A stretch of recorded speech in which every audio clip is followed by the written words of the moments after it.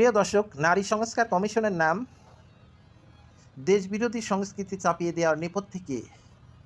Doctor Yunus কি আসলে দেশের কল্যাণ চান, নাকি বিদেশি প্রজেক্ট মস্তিষ্ক ধুয়ে ফলো এক এনজিও প্রতিনিধি যিনি বাংলাদেশের মাটি ও সংস্কৃতিকে ঘৃণা করেন?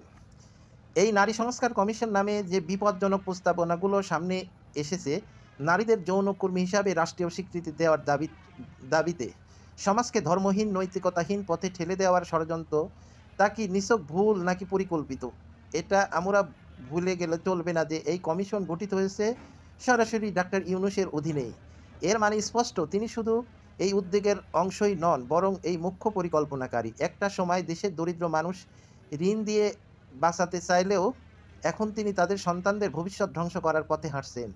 ডাক্তার ইউনূস মাথায় যেন এনজিও সংস্কৃতির ভূত চেপে বসেছে। এই ভূত চায় বাংলাদেশের ঈমান, সংস্কৃতি আর সামাজিক মূল্যবোধকে গলা টিপে হত্যা করতে। দেশের মানুষকে জানাতে হবে এটা নারীর অধিকার নয়, বরং এক ঘৃণ্য ধ্বংসাত্মক পরিকল্পনা।